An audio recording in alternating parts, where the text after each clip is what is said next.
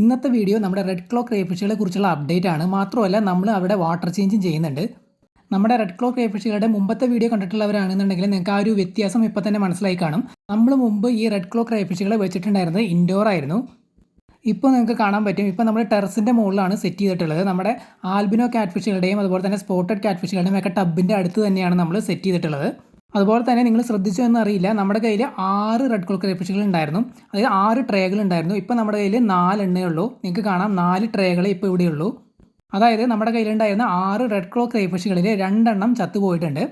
അത് എങ്ങനെയാണ് സംഭവിച്ചതെന്നുള്ളതൊക്കെ ഈ വീഡിയോയിൽ ഞാൻ ഡീറ്റെയിൽ ആയിട്ട് തന്നെ പറയുന്നുണ്ട്. ഈ വീഡിയോയിൽ നമ്മൾ വാട്ടർ ചേഞ്ചും കാര്യങ്ങളും അതുപോലെ തന്നെ റെഡ് ക്ലോ ക്രേഫിഷുകളെ നമ്മൾ ക്ലോസപ്പ് ആയിട്ട് തന്നെ കാണിക്കുന്നുണ്ട്. പക്ഷേ അതിന് മുമ്പ് ക്വിക്കായിട്ട് ഞാൻ പറഞ്ഞു പോകാം എന്താണ് സംഭവിച്ചതെന്നുള്ളത്. അതായത് നമ്മുടെ കയ്യിൽ 6 എണ്ണം ഉണ്ടായിരുന്നു, അതിൽ 2 എണ്ണം ചത്തുപോയി. അതെപ്പോഴാണ് ചത്തുപോയെന്ന് വെച്ച് കഴിഞ്ഞാൽ, കുറച്ച് നാൾ മുമ്പ് നമ്മുടെ മഴ കാര്യങ്ങളൊക്കെ പെയ്തുകൊണ്ടിരുന്ന ആ ഒരു സമയമുണ്ടല്ലോ, അപ്പോഴാണ് ആ 2 എണ്ണം ചത്തുപോയത്. അതിൻ്റെ പ്രധാന കാരണം എന്താണെന്ന് വെച്ച് കഴിഞ്ഞാൽ, നമ്മൾ ഇൻഡോർ ആയിരുന്നു വെച്ചിട്ടുണ്ടായിരുന്നത്. ഇൻഡോർ നമ്മൾ എയറേഷൻ കൊടുക്കാൻ വേണ്ടിയിട്ട് നമ്മൾ എയറേറ്ററിൽ നിന്ന് ഹോസ് വഴി എയർ സ്റ്റോണുകൾ ഇതിനകത്തേക്ക് ട്രേകളിലേക്ക് ഇട്ടിട്ടുണ്ടായിരുന്നു.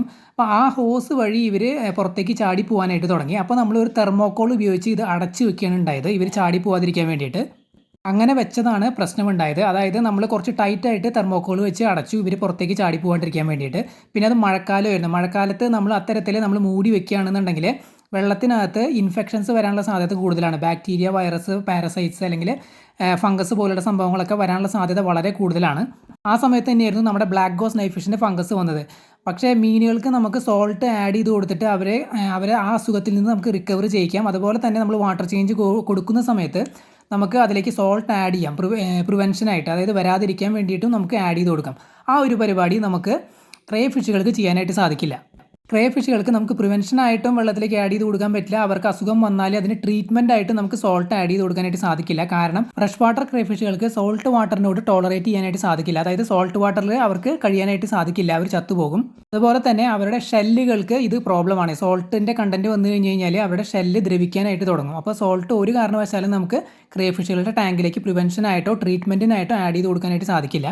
നമ്മൾ ഇൻഡോർ അടച്ചു വെച്ച സമയത്തായിരുന്നു ഈ ഒരു അസുഖം വന്നത്. ഇത് അസുഖമാണെന്ന് നമുക്ക് പെട്ടെന്ന് മനസ്സിലായില്ല. അതായത് ഒരു ക്രേ ഫിഷിൻ്റെ തലഭാഗത്തിൻ്റെ അവിടെ നിന്ന് ഒരു ഷെല്ലിങ്ങനെ പുറത്തേക്ക് തള്ളി നിൽക്കുകയായിരുന്നു. ഇത് ഒരു അസുഖത്തിൻ്റെ ഭാഗമാണെന്ന് നമ്മൾ ഒരിക്കലും പ്രതീക്ഷിച്ചില്ല. നമ്മൾ വിചാരിച്ചത് ഇവർ ഇടയ്ക്കിടയ്ക്ക് ഷെല്ല് പൊഴിക്കും, ആ ഷെല്ല് പൊഴിക്കുന്നതിൻ്റെ ഭാഗമായിട്ട് വന്ന ഒരു എന്തെങ്കിലും ഒരു മിസ്റ്റേക്ക് ആണെന്നാണ് നമ്മൾ വിചാരിച്ചത്.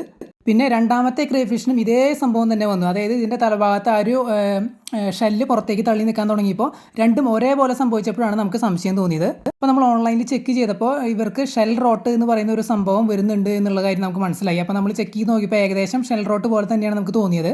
മനസ്സിലായി വന്നപ്പോഴേക്കും ആദ്യത്തെ ഒരു ക്രേ ഫിഷ് ചത്തുപോയി. രണ്ടാമത്തെ ക്രേ ഫിഷ് പിന്നീട് ഒരു 2 ആഴ്ചയും കൂടിയും അത് ജീവനോടെ ഉണ്ടായിരുന്നു. നമുക്ക് ആ ഒരു ക്രേ ഫിഷിനെ, അതായത് രണ്ടാമത്തെ ക്രേ ഫിഷിനെ രക്ഷിച്ചെടുക്കാനുള്ള ഒരു സമയം നമുക്ക് ഉണ്ടായിരുന്നു. പക്ഷേ ഇതിൻ്റെ ട്രീറ്റ്മെൻറ്റ് എന്താണെന്ന് അറിയാത്തത് കൊണ്ട് നമ്മൾ ജസ്റ്റ് വാട്ടർ ചേഞ്ച് മാത്രം കൊടുത്തു. കാരണം ഇവർക്ക് സോൾട്ട് അതുപോലുള്ള സംഭവങ്ങളൊന്നും അതായത് പറ്റാത്തത് കൊണ്ട് നമുക്കറിയില്ല എന്ത് ട്രീറ്റ്മെൻറ്റാണ് കൊടുക്കേണ്ടതെന്നുള്ളത്. അപ്പോൾ നമ്മൾ ജസ്റ്റ് വാട്ടർ ചേഞ്ച് കൊടുത്തുകൊണ്ടിരുന്നു, അങ്ങനെയെങ്കിലും രക്ഷപ്പെടട്ടെ എന്ന് വിചാരിച്ചിട്ട്. പക്ഷേ രക്ഷയൊന്നും ഉണ്ടായില്ല. 2 ആഴ്ച കഴിഞ്ഞപ്പോൾ അതും ചത്തുപോവാണ് ഉണ്ടായത്. പിന്നെ നമ്മളൊന്നും നോക്കിയില്ല, നമുക്ക് മനസ്സിലായി ഇൻഡോർ അങ്ങനെ അടച്ചു വെച്ചതുകൊണ്ടാണ് ഈ ഒരു വെള്ളത്തിൽ ഇൻഫെക്ഷൻ വരാനുള്ള കാരണം എന്ന് മനസ്സിലായപ്പോൾ നമ്മൾ നേരെ ഔട്ട്ഡോറിലേക്ക് മാറ്റി. പിന്നെ നമ്മൾ തെർമോക്കോൾ ഒന്നും വെച്ച് അടച്ച് വെക്കാനൊന്നും നമ്മൾ നിന്നില്ല, നമ്മൾ നെറ്റ് ഇട്ടു. അപ്പോൾ അതിലേക്ക് ആവശ്യത്തിന് ലൈറ്റ്, ഹീറ്റ്, എയർ സർക്കുലേഷൻ എല്ലാം കറക്റ്റായിട്ട് തന്നെ വരാൻ തുടങ്ങി. അതിനുശേഷം പിന്നെ ഒരു ഇഷ്യൂ ഉണ്ടായിട്ടില്ല. അത്യാവശ്യം ഗ്രോത്ത് കാര്യങ്ങളൊക്കെ വെക്കാൻ തുടങ്ങി. അപ്പോൾ നമ്മൾ ആദ്യത്തെ ട്രേയിലെ ക്ലീനിങ് വർക്കാണ് ഇപ്പോൾ നടന്നുകൊണ്ടിരിക്കുന്നത്. നമ്മുടെ ക്രേ ഫിഷിനെ പിടിച്ച് മാറ്റിയിട്ടുണ്ട്. അതുപോലെ തന്നെ ഹൈഡിങ് സ്പോട്ട് കാര്യങ്ങളെല്ലാം ക്ലീൻ ചെയ്ത് നമ്മൾ തിരിച്ച് അതിലേക്ക് തന്നെ വെച്ച് കൊടുത്തിട്ടുണ്ട്. ഇതാണ് നമ്മുടെ ആദ്യത്തെ ട്രേയിൽ കിടക്കുന്ന ക്രേ ഫിഷ്. ഏറ്റവും വലിയ സൈസ് ഉള്ളത് ഇത് തന്നെയാണ്. ഇതിൻ്റെ ശരീരത്തിലെ കളർ കുറച്ച് ഫെയ്ഡായ പോലെ ആയിട്ടുണ്ടെങ്കിലും പുതിയ കളറുകളൊക്കെ കയറി വരുന്നുണ്ട്. അത്യാവശ്യം സൈസൊക്കെ ആയിട്ടുണ്ട്. പിന്നെ ഞാൻ നേരത്തെ പറഞ്ഞ പോലെ ഇവരെ കൂടുതലും ഇതുപോലുള്ള നാച്ചുറലായിട്ടുള്ള ആംബിയൻസിൽ വളർത്തുന്നതാണ് നല്ലത്. ഇൻഡോർ വളർത്തുന്നത് വളരെ പ്രോബ്ലം തന്നെയാണ്. കാരണം അസുഖങ്ങൾ വരാനുള്ള സാധ്യത കൂടുതലാണ്. നാച്ചുറലായിട്ട്, അതായത് അത്യാവശ്യം ലൈറ്റൊക്കെ അടിക്കുന്ന, അതായത് ഓവറായിട്ട് ലൈറ്റ് അടിക്കാൻ പാടില്ല.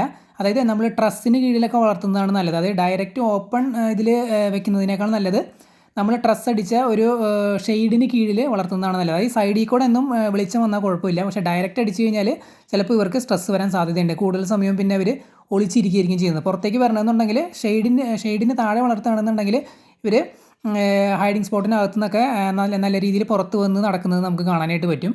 നിങ്ങൾ ഫാമുകളിലൊക്കെ ശ്രദ്ധിച്ച് കാണും, ഈ ക്രേ ഫിഷുകളുടെയും ഷ്രിമ്പുകളുടെയൊക്കെ ഫാമുകൾ, അത് മൊത്തം ട്രസ് അടിച്ച ഒരു സംഭവത്തിന് കീഴിലായിരിക്കും അവർ ചെയ്യുന്നത്.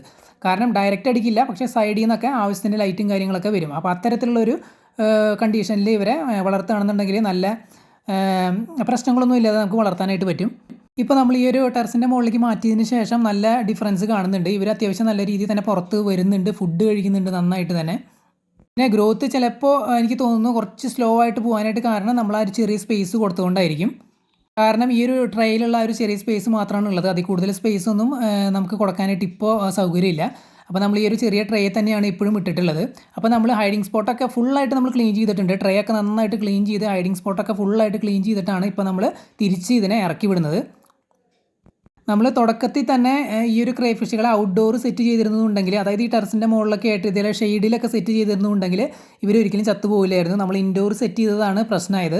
അവിടെ ആ ഒരു മഴക്കാലവും വരുന്നത്, മഴക്കാലത്ത് കൂടുതൽ മോയ്സ്ചർ കാര്യങ്ങളൊക്കെ നമ്മൾ ഇൻഡോർ ലോക്ക് ചെയ്ത് നിൽക്കും. അതുപോലെ നമ്മൾ അടച്ചു വെക്കുന്ന സമയത്തൊക്കെ മോയ്സ്ചർ ലോക്ക് വരുന്നത് കൊണ്ടാണ് പെട്ടെന്ന് ഫംഗസ് കാര്യങ്ങളൊക്കെ വെള്ളത്തിൽ വരുന്നത്. ഇതുപോലെ നമ്മൾ തുറന്നിരിക്കുകയാണെന്നുണ്ടെങ്കിൽ അത്യാവശ്യം ലൈറ്റ്, ഹീറ്റ്, എയർ സർക്കുലേഷനൊക്കെ നാച്ചുറലായിട്ട് കിട്ടുന്ന സ്ഥലങ്ങളിലാണെന്നുണ്ടെങ്കിൽ ഇത്തരം അസുഖങ്ങൾ വരുന്നത് വളരെ കുറയും. പല ആൾക്കാർക്കും അനുഭവം തന്നെ ഉണ്ടാവും. ഇൻഡോർ നമ്മൾ വയ്ക്കുന്ന ടാങ്കുകളിൽ അസുഖം വരുന്നതിൻ്റെ അളവ് കൂടുതലായിരിക്കും. അതുപോലെ തന്നെ ഔട്ട്ഡോർ ഡയറക്റ്റ് സൺലൈറ്റ് അടിക്കുന്ന ടാങ്കുകളിലൊക്കെ ശ്രദ്ധിച്ച് കഴിഞ്ഞാൽ മനസ്സിലാവും ഫംഗസ് കാര്യങ്ങളൊക്കെ വരുന്നത് വളരെ കുറവായിരിക്കും. കാരണം ആ ഒരു ലൈറ്റ് അടിക്കുന്നതുകൊണ്ട്, സൺലൈറ്റ് അടിക്കുമ്പോൾ തന്നെ പല ചെറിയ സൂക്ഷ്മജീവികളൊക്കെ ചത്തുപോകും. അപ്പോൾ അതുപോലെ തന്നെ നാച്ചുറലായിട്ടുള്ള കുറേ സംഭവങ്ങൾ നമ്മുടെ ലൈറ്റ് അടിക്കുന്ന ടാങ്കുകളിലൊക്കെ നാച്ചുറലായിട്ട് തന്നെ നടക്കും. അപ്പോൾ അതുകൊണ്ടാണ്. ബാക്കി ഇൻഡോർ ആണെന്നുണ്ടെങ്കിൽ എല്ലാം നമ്മൾ ആർട്ടിഫിഷ്യലായിട്ട് ചെയ്യേണ്ടി വരും. അതായത് എയറേഷൻ, ഫിൽട്രേഷൻ, ഫുൾ കാര്യങ്ങൾ നമ്മൾ ആർട്ടിഫിഷ്യലായിട്ട് കൊടുക്കേണ്ടി വരും. കാരണം നാച്ചുറലായിട്ടുള്ള പ്രോസസ്സൊന്നും ഇൻഡോർ നടക്കില്ല. അതുകൊണ്ടാണ് എല്ലാം ആർട്ടിഫിഷ്യലായിട്ട് ഇൻഡോർ നമുക്ക് കൊടുക്കേണ്ടി വരുന്നത്. ഔട്ട്ഡോർ ആകുമ്പോൾ എല്ലാം കുറേ കാര്യങ്ങളൊക്കെ നാച്ചുറലായിട്ട് നടക്കും. അപ്പോൾ ഈ കാണുന്നതാണ് നമ്മുടെ രണ്ടാമത്തെ ട്രേയിൽ കിടന്നിരുന്ന റെഡ് ക്ലോ ക്രേഫിഷ്. അപ്പോൾ ആ ഒരു ട്രേയുടെ ക്ലീനിങ് ഏകദേശം കഴിഞ്ഞിട്ടുണ്ട്. അപ്പോൾ നിങ്ങൾക്ക് കാണാം ഇത് കുറച്ചും കൂടി ചെറുതാണ്. ഈ രണ്ടാമത്തെയും മൂന്നാമത്തെയും ട്രേകളിൽ കിടക്കുന്നത് ഏകദേശം ഒരേ സൈസാണ്. ആദ്യത്തെയാണ് ഏറ്റവും സൈസ് കൂടിയത്. 2, 3 ട്രേകളിൽ കിടക്കുന്നത് ഏകദേശം ഒരേ സൈസാണ്. ഏറ്റവും ചെറിയ സൈസ്, അല്ലെങ്കിൽ നമ്മുടെ ഉള്ളയിൽ വെച്ച് ഏറ്റവും ചെറിയ സൈസ് എന്ന് പറയുന്നത് 4ാമത്തെ ട്രേയിൽ കിടക്കുന്നതാണ്. അപ്പോൾ നമുക്കിതിനെ പതുക്കെ ഈ ഒരു ട്രേയിലേക്ക് വിട്ടുകൊടുക്കാം.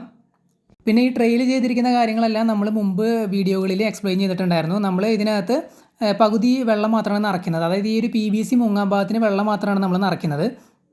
പിന്നെ വെള്ളത്തിൽ എന്തെങ്കിലും ഓക്സിജൻ്റെ കുറവോ കാര്യങ്ങളോ ഉണ്ടായിക്കഴിഞ്ഞാൽ ഇവർക്ക് ഈ ഒരു PVCയുടെ മുകളിൽ വന്ന് നിന്നിട്ട് ബ്രീത് ചെയ്യാനും പറ്റും. അപ്പോൾ അതുകൊണ്ട് കൂടിയാണ് നമ്മൾ വെള്ളം ആ ഒരു അളവിനെ നിർത്തിയിരിക്കുന്നത്. അതായത് ഇത്രയും വെള്ളം നിറയ്ക്കുന്നുള്ളൂ. നിങ്ങൾക്ക് കാണാം അതിൻ്റെ ബോഡി കുറച്ച് പുറത്തേക്കാണ് നിൽക്കുന്നത്. അപ്പോൾ ഇതിൻ്റെ മുകളിൽ വന്നു കഴിഞ്ഞ് കഴിഞ്ഞാൽ എങ്ങാനും ഈ ഒരു ടബിനകത്തെ ഓക്സിജൻ കുറഞ്ഞു കഴിഞ്ഞ് കഴിഞ്ഞാൽ, ഓക്സിജൻ്റെ അളവ് കുറഞ്ഞു കഴിഞ്ഞ് കഴിഞ്ഞാൽ അവർക്ക് ഇതേപോലെ മുകളിൽ വന്ന് നിന്നിട്ട് ബ്രീത് ചെയ്യാനായിട്ട് സാധിക്കും. പിന്നെ ഫുള്ള് വെള്ളമൊന്നും നമ്മൾ നിറയ്ക്കേണ്ട കാര്യമില്ല. ഫുള്ള് വെള്ളം നിറച്ചാലും പ്രശ്നമാണ്. ഇവർ ചിലപ്പോൾ ചാടിപ്പോകാനുള്ള സാധ്യതയുണ്ട്. അതുകൊണ്ടും കൂടിയാണ് നമ്മൾ അങ്ങനെ കുറേ കാര്യങ്ങൾ നോക്കിയിട്ടാണ് നമ്മൾ ഇതിൽ പകുതി വെള്ളം നിറച്ചിരിക്കുന്നത്. അങ്ങനെ നമ്മുടെ 3ാമത്തെ ടബിലെയും ക്ലീനിങ് കഴിഞ്ഞിരിക്കുകയാണ്. നമ്മൾ ഫ്രഷ് വെള്ളം അടിച്ച് കയറ്റി എല്ലാം ക്ലീൻ ചെയ്തിട്ടുണ്ട്. ഹൈഡിങ് സ്പോട്ട് കാര്യങ്ങളൊക്കെ ഇതേ ഇവിടെ നമ്മുടെ 3ാമത്തെ ക്രേഫിഷിനെ നമ്മൾ ഇറക്കി വെച്ചിട്ടുണ്ട്. നമുക്ക് അതിനൊന്ന് ക്ലോസപ്പായിട്ട് കണ്ടു നോക്കാം. 2ാമത്തെ ട്രേയിൽ കിടന്നതും ഈ ഒരു 3ാമത്തെയും തമ്മിൽ വലിയൊരു വ്യത്യാസം നിങ്ങൾക്ക് കാണാനായിട്ട് സാധിക്കില്ല. ഏകദേശം ഒരേ സൈസാണ് രണ്ടും. ഇതിൻ്റെ ശരീരത്തിൽ ശ്രദ്ധിച്ച് നോക്കിയാൽ നിങ്ങൾക്ക് ഒരു ഗ്രീനിഷ് കളർ കയറി വരുന്നത് കാണാം. ഇവർ വലുതായി കഴിഞ്ഞ് കഴിഞ്ഞാൽ ഇവരുടെ കളർ എന്ന് പറയുന്നത് ഒരു ഗ്രീൻ കളറാണ്, ഒരു ഡാർക്ക് ഗ്രീൻ, ചില സമയത്ത് ഒരു ഡാർക്ക് ബ്ലൂ ഒക്കെ കയറി വരുന്നത് കാണാം.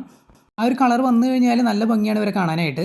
കളർ കാര്യങ്ങളൊക്കെ പ്രിസർവ് ചെയ്യുന്നതിന് കുറച്ച് ഡാർക്ക് ഷെയ്ഡിൽ വളർത്തുന്നതാണ് നല്ലത്. ഡയറക്റ്റ് സൺലൈറ്റ് അടിക്കുന്ന സ്ഥലത്തൊക്കെയാണ് നമ്മൾ വളർത്തുന്നതെന്നുണ്ടെങ്കിൽ ചിലപ്പോൾ ലൈറ്റ് കണ്ടിന്യൂസ് ആയിട്ട് അടിച്ചു കഴിഞ്ഞ് കഴിഞ്ഞാൽ ഇവരെ കളർ ഫെയ്ഡ് ആവാനായിട്ടുള്ള സാധ്യതയുണ്ട്.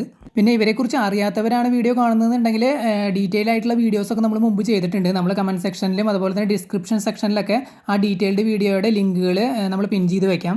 അപ്പോൾ നമ്മുടെ 3ാമത്തെ റെഡ് ക്ലോ ക്രേഫിഷിനെ നമുക്ക് അതിൻ്റെ ട്രേയിലേക്ക് ഇറക്കി വിടാം.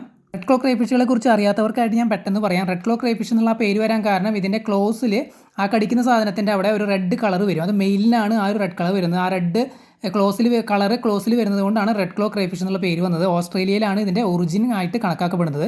ഇത് നല്ല വലിയ സൈസ് വെക്കുന്ന ക്രേഫിഷാണ്. ഇതിന് ഏകദേശം 1 ഫീറ്റ് വരെ നീളവും അതുപോലെ ഏകദേശം 500-600 ഗ്രാം തൂക്കവും വയ്ക്കും. അതിൻ്റെ മാക്സ് ആണ് ഈ പറയുന്നത് കേട്ടോ. പിന്നെ ഇതിൻ്റെ ഗ്രോത്ത് നോർമലായിട്ട് പറയുന്നത് നല്ല ഫാസ്റ്റ് ഗ്രോത്ത് ആണ്. അതായത് അതിന് വേണ്ട ആംബിയൻസ്, അതായത് അറ്റ്മോസ്ഫിയർ നമ്മൾ ക്രിയേറ്റ് ചെയ്ത് കൊടുക്കുകയാണെന്നുണ്ടെങ്കിൽ നല്ല ഫാസ്റ്റ് ആയിട്ടായിരിക്കും ഇത് വളരുന്നത്.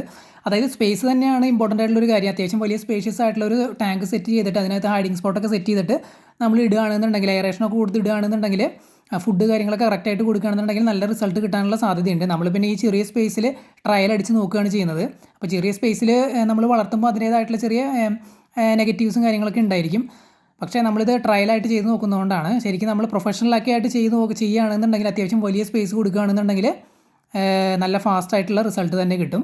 ഇതാണ് നമ്മുടെ 4ാമത്തെ ട്രേയിൽ കിടക്കുന്ന ഏറ്റവും ചെറിയ ക്രേഫിഷ്. ഏറ്റവും ചെറിയ ക്രേഫിഷ് എന്ന് പറഞ്ഞാൽ ഉള്ളതിൽ വെച്ച് ഏറ്റവും ചെറുത്. സത്യം പറഞ്ഞു കഴിഞ്ഞാൽ കഴിഞ്ഞ ആഴ്ച ഞാൻ വാട്ടർ ചേഞ്ച് ചെയ്യുന്ന സമയത്ത് ഇതിനെ നോക്കിയിരുന്നു. ഇതിന് ഇത്രയും സൈസ് ഉണ്ടായിരുന്നില്ല. ഇത് കുറേ നാളായിട്ട് ഇങ്ങനെ സൈസ് ഇങ്ങനെ എന്താ പറയുക മുരടിച്ച് നിൽക്കാന്നൊക്കെ പറയില്ല, അതുപോലെയാണ് നിന്നിരുന്നത്. ബാക്കി 3 ക്രേഫിഷുകൾക്കും കൊടുക്കുന്ന അതേ വോള്യത്തിൽ തന്നെയാണ് നമ്മൾ ഇതിനും ഫുഡ് കൊടുക്കുന്നത്. ഇത് ഫുള്ളായിട്ട് കഴിച്ച് തീർക്കുന്നുമുണ്ട്, പക്ഷേ ശരീരത്തിൽ ആ ഒരു ഡെവലപ്മെൻറ്റ് കാണുന്നുണ്ടായിരുന്നില്ല.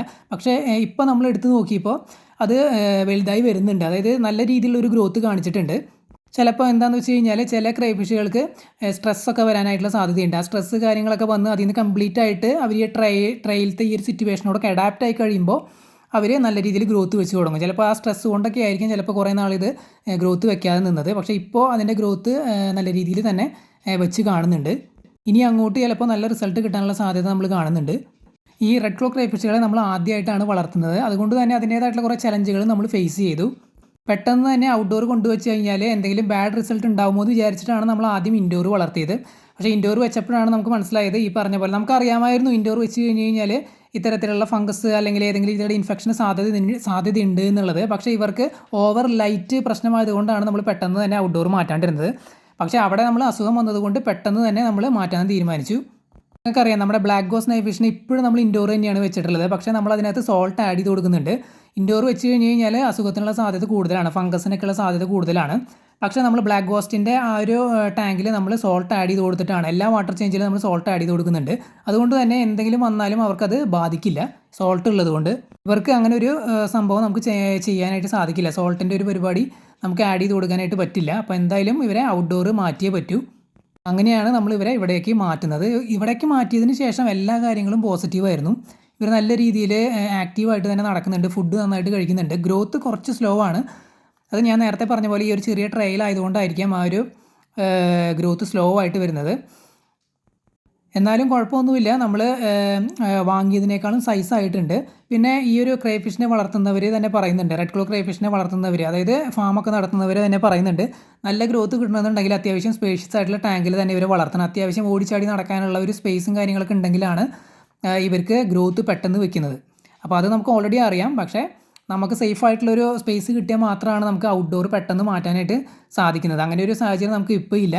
സേഫ് ആയിട്ടുള്ളൊരു സ്പേസ് നമ്മൾ ഗ്രൗണ്ട് ലെവലിലൊക്കെ നോക്കിയതിന് ശേഷം നമ്മൾ സെറ്റ് ആവുകയാണെന്നുണ്ടെങ്കിൽ പുറമേക്ക് മാറ്റാനുള്ള പ്ലാൻ തന്നെയാണ്. പക്ഷേ പെട്ടെന്ന് ചെയ്യാനൊന്നും നമ്മൾ പ്ലാൻ ചെയ്യുന്നില്ല.